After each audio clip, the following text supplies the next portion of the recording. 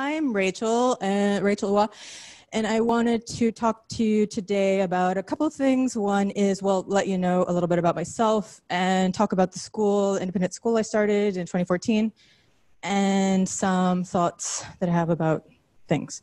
So first, I was thinking about, generally when I have to make a presentation or have to do anything, I'm always thinking about what is the question that I'm thinking about right now. So one of the things I'm thinking about is how do people learn to question the world around them? And how do people, it's just human behavior is fascinating. And so I feel like I'm going to be thinking about this until I die, and always trying to understand the motivations of humans and figure out how we can help people to be better, to feel better, and this kind of thing. So this is a picture. I saw my mom send me a picture of me as a kid. This is what she sent me. And I think it's kind of it's always, I think of it as it's perfect because it's very blurry and you can't really see. And quite honestly, when I think about what taught me to question the world, it was coming from a shitty childhood. I mean, I guess there's no pretty way to say that, but it's complicated, painful. It was painful. And so, but it's interesting because when I think about the work that I'm doing now, it's because of what happened when I was a kid. And so I just think that with classes, we generally start off getting to know each other.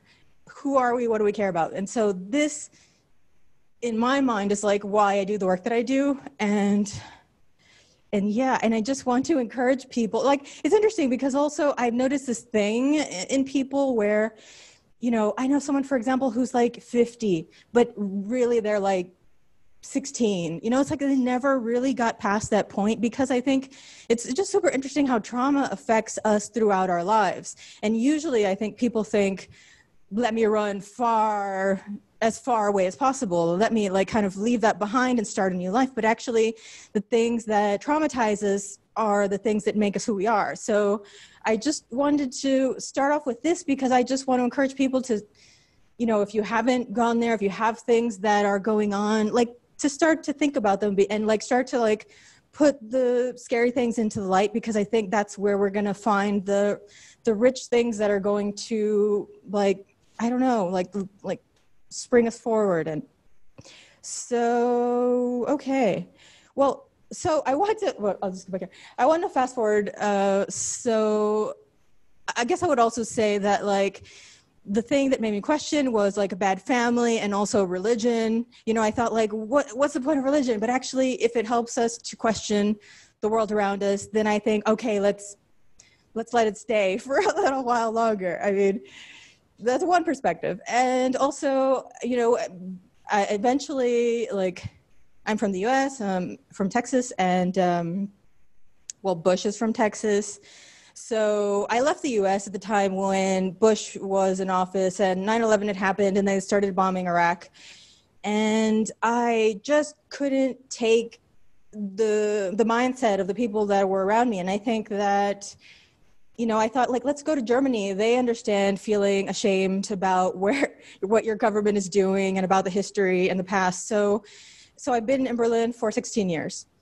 And I'm going to jump forward through a lot of things. I had a couple of careers actually. So, when we're talking about not having jobs right now, it's yeah, that happens a lot. And then we get to go and explore some new exciting things. So anyway, fast forward through 2 careers. And then at some point I was kind of tired of the work that I was doing, which was in visual effects. And then I bought an iPad and I was oh, this seems magical, touchscreen. I should learn to program. So then I started to attend every workshop I could find on every language I could find. And then finally this one organization, Open Tech School, they were you're here at every meetup. Would you be interested to help us organize? And so I was perfect. Then I could kind of drive what things we were offering. And so then fast forward again, and I didn't feel a one-day workshop or a weekend workshop was sufficient for really getting people to learn anything that they can really take and use in the future. So eventually I decided I wanted to start a school. So I started School of Machines, Making and Make-Believe with basically a friend and I made a program that would generate a bunch of random names, because I was like, I want to start something, but I don't know what I want to call it. So it was like, I didn't know. It could have been an academy. It could have been a lodge, preservation society. Maybe some of you musically know why I picked that. And so I don't know. I thought it was an interesting way to come up with a name. And also, actually, the name that I came up with in the end wasn't one that actually got spit out by the Python script. But yeah, I just wanted to say there are like many ways to get ideas. So originally when I started this school, my feeling was I want to see more like nonsensical art and technology work in the world. So we would ask questions, something like this, I would say. It's like, which would you choose, to have sex with a being with a human body and robot mind, or with a robot body and human mind? You can ponder that one. We can discuss it afterwards. I think it's a good question. But so just to say, like, that was kind of like my idea going in. I'm like, how do we make more like crazy, fun things in the world with art and technology? So in the first year, I did 2 classes. One was focused on coding and using open frameworks, and the other one was focused on physical computing, which is using electronics and making things interactive. So these are just some projects from the class. There was like a drawing bot, which was super cool. And, these eyes that kind of like followed you around when you were walking. And we did like projection mapping inside and also outside. This was really cool. We took a bicycle outside with, was like graffiti research lab project. And so so we were on a bike and a big projector, and we were projecting things on the wall. This was in Kreuzberg.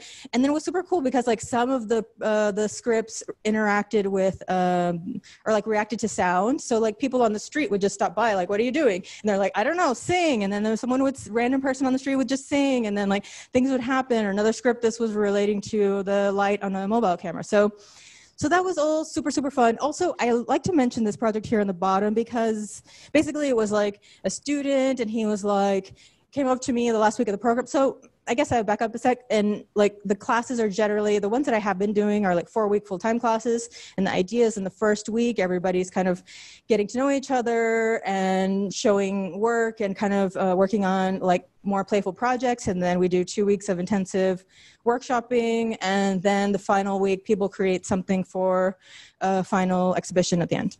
And so this guy came up to me and he was like, I really just want to tell you, I've loved the class. It has been going great, but I don't think I'm going to do a final project, because the thing he wanted to make was, somehow he realized he wasn't going to be able to do it. So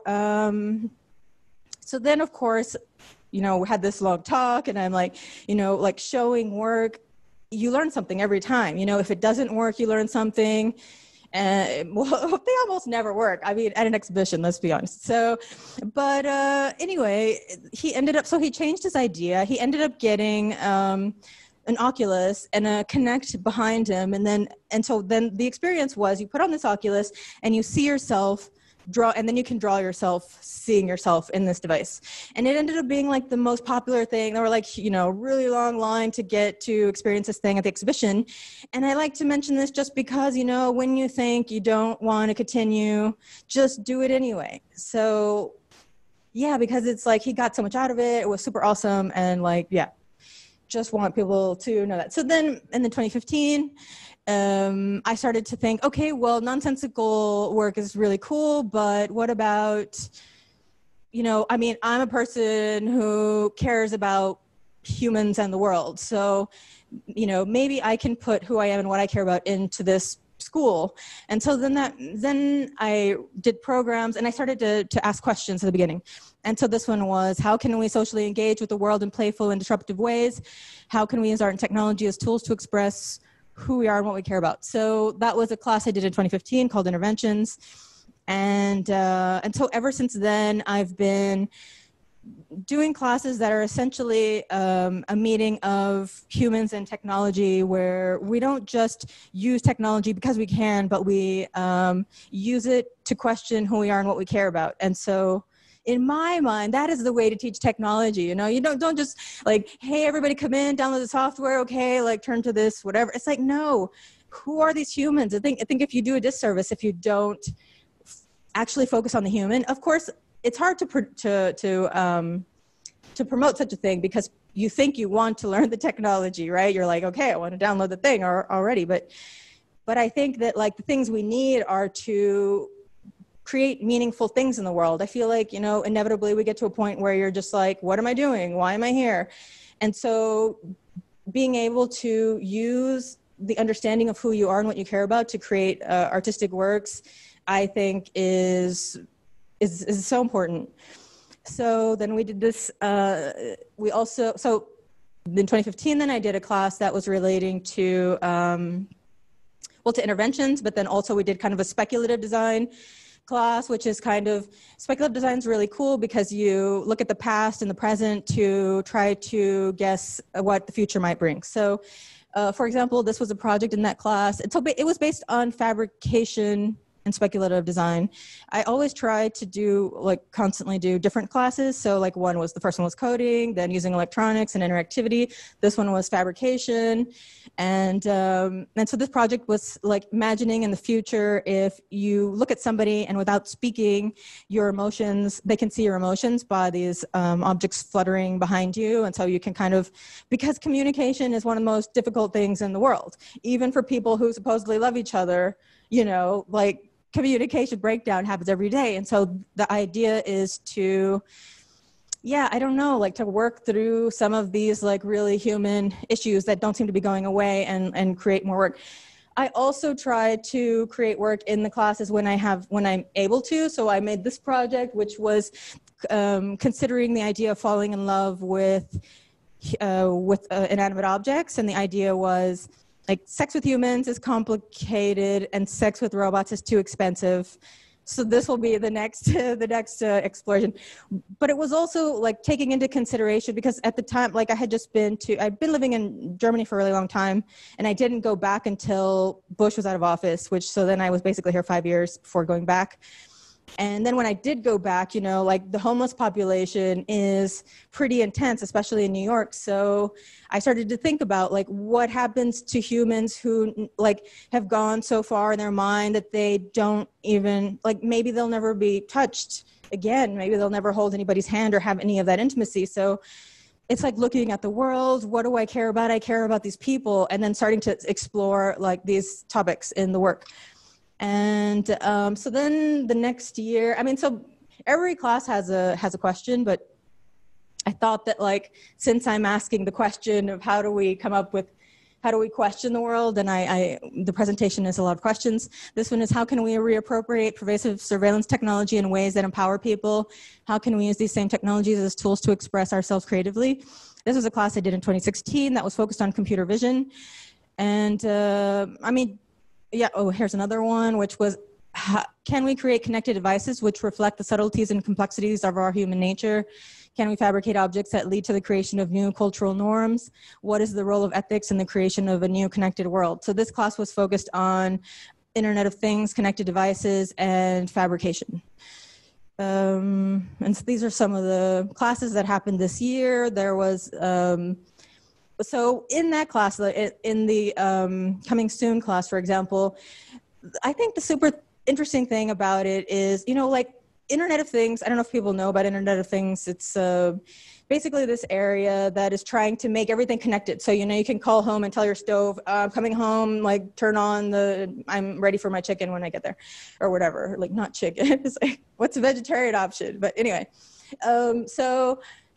So it was super interesting then, because the work that came out of it, for example, this piece was, this guy was imagining that in the future, nobody's going to want to move because we're going to be too lazy, or we're just going to be sitting down in one big chair and getting fatter.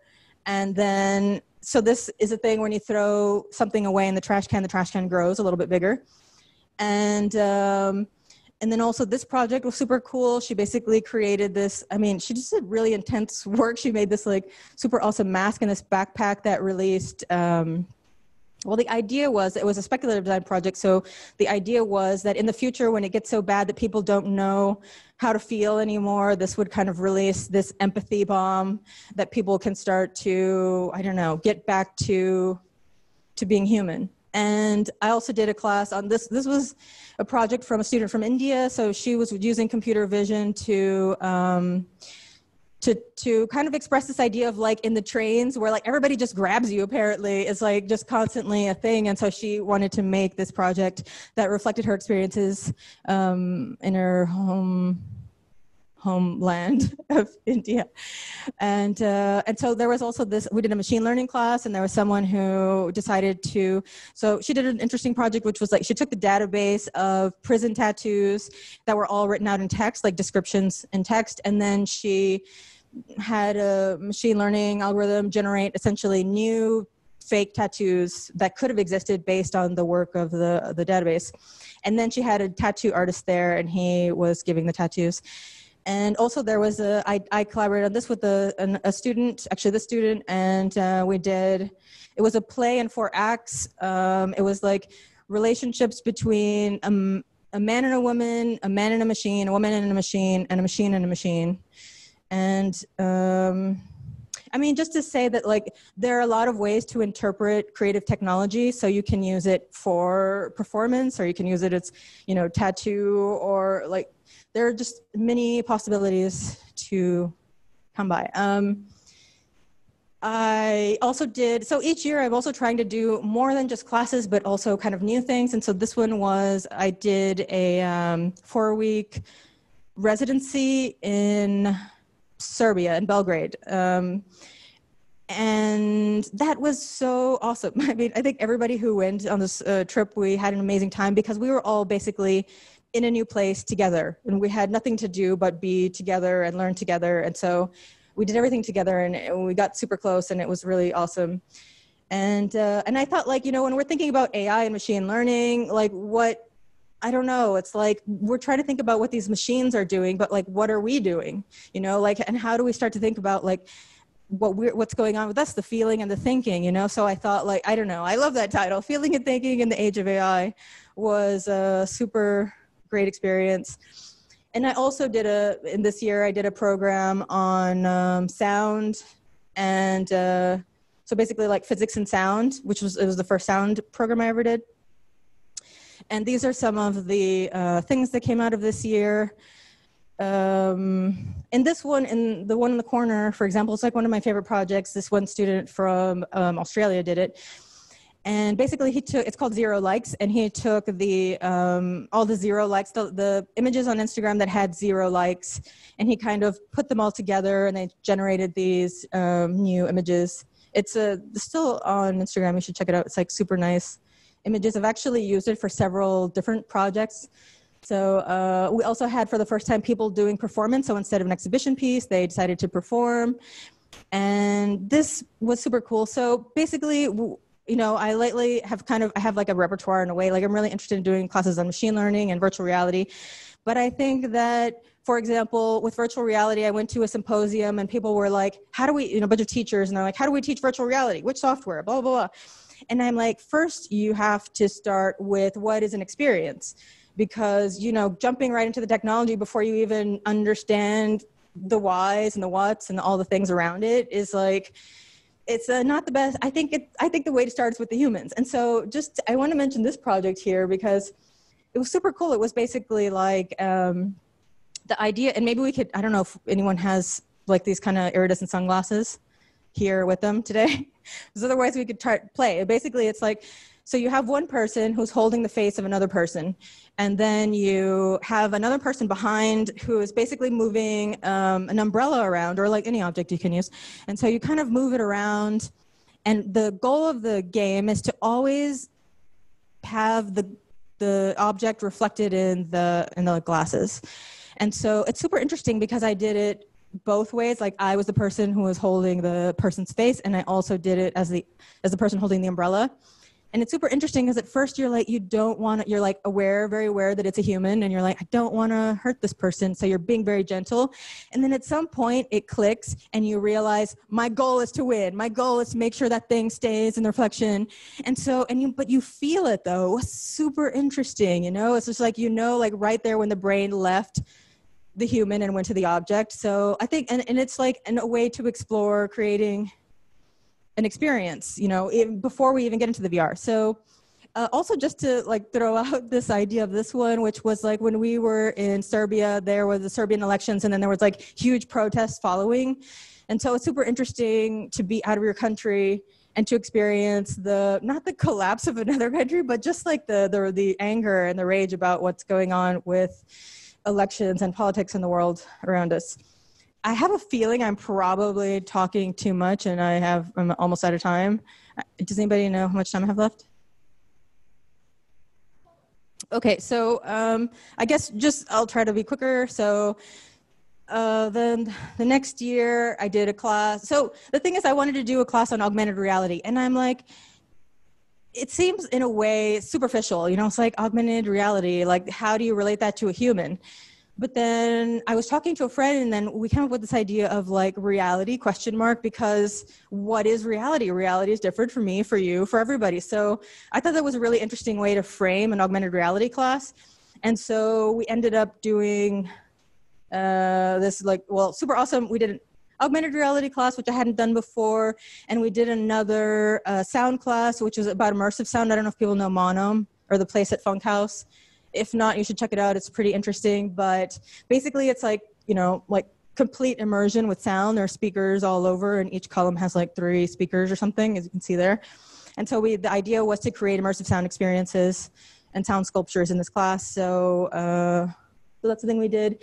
We also had like a cartographer who was a student who basically wanted to make machine learning generated maps, because I guess the way it works now is you kind of have to be very specific with your designs of maps, but if you can just automatically generate them, I don't know. So she's gotten a lot of attention for that project.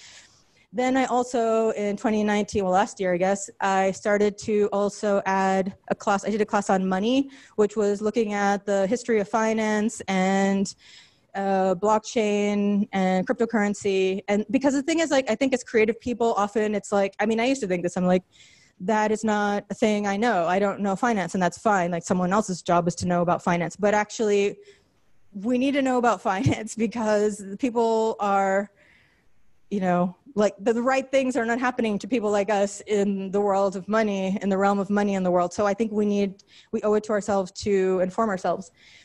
And I did a class in China as well, which was super awesome, and was also focused on speculative futures in China. And yeah, these are just some of the images from this last year's class. So this next year, I'm doing I'm doing 4-week classes, but also 1-week intensive classes. So one of them is about, drones and videography. How can drones and videography tell us more about our histories and ourselves? I don't know if you know the Border series on Vox Border series. If you don't, you should totally look it up. I will put a link somewhere on maybe the meetup or something. It's super awesome because it's basically these little videos and he's explaining all these border regions in the world and how they came to be, like what's happening on both sides. And so it gave me this idea for this class, which will be focused on using drones to teach people how to use drones and do like videography with drones, but also to think about borders and histories of people and this kind of thing. So it's like, yeah, again, I guess I think it's important to not just use technology because you can, but have a purpose for it. So I'm super bummed about this because I printed these dumb postcards and I didn't even bring them tonight, which I was like kicking myself after I got to the train, and I'm like, I don't have them with me. But anyway, so this is just like, these are the classes I'm doing. So I'm doing new topics, drones, on smell, on crafting food experiences, physical machines is like a machine learning, and like Arduino, physical computing together, a sensual tech class, ethics, AI and data, transmedia storytelling, nature and machine learning, and interactive Berlin, which is making interactive public arts in Berlin. Yes, some other things that we're doing. Oh, I guess I want to mention this one because maybe some of you might want to come. So basically this is called Pancake Society. And the idea is, because in the classes on the first day, generally we all make pancakes together and we have the brilliant discussions that begin each class. So I thought, like, how can I don't know. I started to, because when you work so much and you start to kind of get a little unhealthy, I guess, I started to think about like, how can I get the message of what I'm doing with the school out to more people in the world? And so one of the things I wanted to do was this thing called Pancake Society. And so the idea is that we would come together on Saturday and we would make pancakes together and we would talk about issues in society that are going on and like trying to envision future societies and newer models. So I'll probably do one at the end of this month if anyone's interested. So feel free to follow the school on any social media platform and I'll probably announce it. And then I just wanted to like say a couple of last things. So one is, I think the questions that we ask are just as important in telling us the work that we're creating. I think if we want better societies, we have to become better people. If you're not scared, you're not paying attention. If you're lucky enough not to be scared, you have a responsibility to show up, speak up, and help make things better for those who are. We can't do it alone. We really do need each other, which is partially why I was like meeting you all as many as I could before, and I will meet hopefully the rest of you after. So I think we should still be hopeful despite the bleak outlook with the world and politics right now and viruses.